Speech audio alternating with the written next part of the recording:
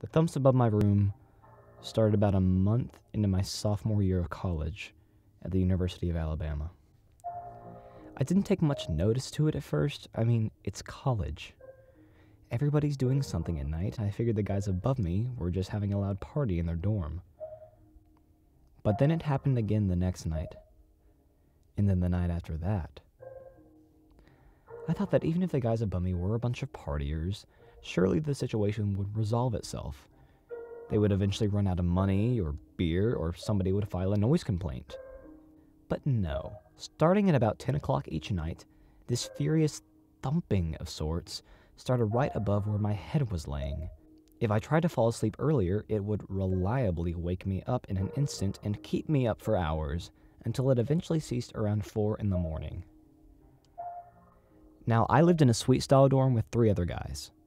I asked them all if they could hear the loud thumping above our heads every night, but each one denied hearing anything like it.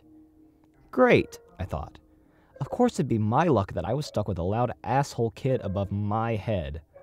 I was only a few weeks into the year, but I already knew I couldn't keep dealing with that dreaded thumping.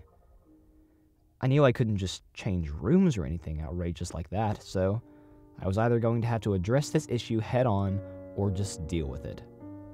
Seeing as how at the time I was a 130-pound little white child, I didn't want to pick a fight with someone whom was almost certainly bigger and therefore stronger than me. I chose the latter. And so the thumping went on, and on, and on, and my mind continued to conjure up the possible source behind it. One night, curiosity, and the anger at my loss of sleep, got the better of me, and I pressed my ear to the ceiling. It wasn't a party. It sounded like just 1 or 2 guys banging things together so excessively that it could have passed for construction work. I kept listening, and I could make out more distinct sounds. It was just this loud, constant tapping. No, more like a knocking. I couldn't be sure what it was exactly. What if the guy above me was a drummer? The repetitive thumping did have a certain rhythm to it, so the drummer hypothesis made a lot of sense. After a while, the noise eventually died down. Or maybe I just got used to it so I couldn't hear it as distinctly. But I was still hearing the thumping at just a loud enough level to distract me from getting a good night's sleep.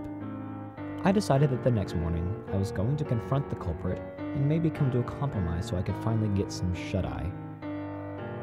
This confrontation, surprisingly, rolled over pretty easily.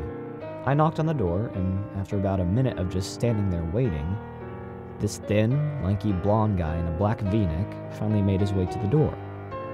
His name was Brad, and he was a mechanical engineering major. That's all the small talk information I gained/cared to learn during our discussion. Anyway, I told Brad that I understood that everyone had their hobbies, but it was his specifically that was keeping me up until the odd hours of the morning, and maybe he could just tone it down a bit. It turns out that Brad, in fact, was a drummer, but he said he wasn't in a band or anything. He just liked to play casually from time to time. He followed that up by saying that he actually hadn't played for a few days. I figured either Brad was trying to lie to me to keep me from being mad at him by pushing the blame onto something else, or the sound was coming from another source, another one of Brad's hobbies, whatever that might be. But I knew it was coming from his dorm.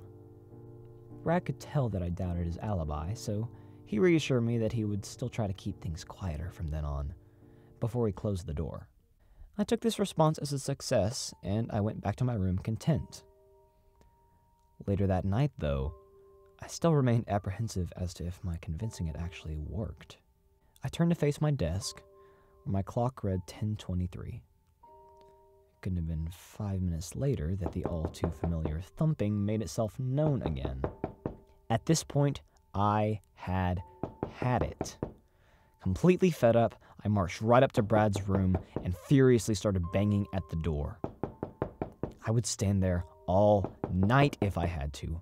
I was going to resolve this issue for good, no matter what. I kept knocking, probably to the dismay of the other rooms around me, but I didn't care. After another minute of furious knocking, I couldn't hear the thumping anymore. I assumed that Brad had heard me and decided to quiet down to avoid another confrontation. Whatever, I thought. As long as the noises stopped, I was fine. I went back to my room and, for the first time in weeks, I actually got a full night's rest. When I woke up, I do admit that I felt a little ashamed for acting pretty rude the night before, so I wanted to go apologize to Brad. However, when I got up to his room, 2 campus police officers were stationed on either side of the door. I tried approaching them, but I was stopped before I could get very far. "Where are you going, son?" The tall African-American man on the right blocked the door with his arm, as if he were acting as a bouncer to a club. I lied and said I was coming to pick up a friend to go to lunch. "Nobody's allowed in the room. Sorry, kid," said the shorter, pale, redheaded woman to my left. After another moment of protest, I went back to my room with a weird feeling in my chest. More questions than answers. What was going on? I thought. The thumping didn't return that night, or the night after that. It wasn't until 2 days later when I received an email from the Department of Health and Safety that some of my questions were finally answered. Dear students, it is unfortunate to report that one of your fellow classmates was found dead last Saturday morning in his dorm. The student, who has been identified as Bradley Shaw, hung himself late Friday night at approximately 10:30 p.m. The university sends its regards to Bradley's family and friends. Remember that suicide is never the answer. Below are links to a few websites that can help anyone dealing with depression or thoughts of suicide. Signed, UA Department of Health and Safety. I was extremely unsettled by what I had just read. Why had Brad decided to hang himself? Was that intense thumping the other night him struggling to gasp for air in his last fleeting moments? And most chilling, that moment at his door. Was I overhearing his death? A few days later, after things had settled down, I found myself casually looking to the place above my bed where the thumps had originated, and of a small gesture of respect for Brad. And I noticed a small hole protruding through the ceiling. Out of curiosity, I climbed closer to examine the hole in more detail, but I couldn't see much of anything inside of it. I tried to shine my flashlight through the hole, but it just looked to be a hollow space. I decided to call for a repairman to come inspect it further. His discovery brought the police, which brought the men in suits. Apparently, the space between the floors above my bed had been slowly hollowed out over time. From a surface level view, this hollow space seemed to extend a long vertical distance, possibly into Brad's room. This new information had brought the police, but what brought the suits was what they found underneath Brad's bed. Underneath a set of drawers lay a small square of carpet clearly cut out from the rest. When the police removed the square, they described what they had found to be more unnerving than the suicide. The hollow space did indeed go all the way to Brad's floor. The space itself was, quote, large enough to comfortably fit 2 adult men.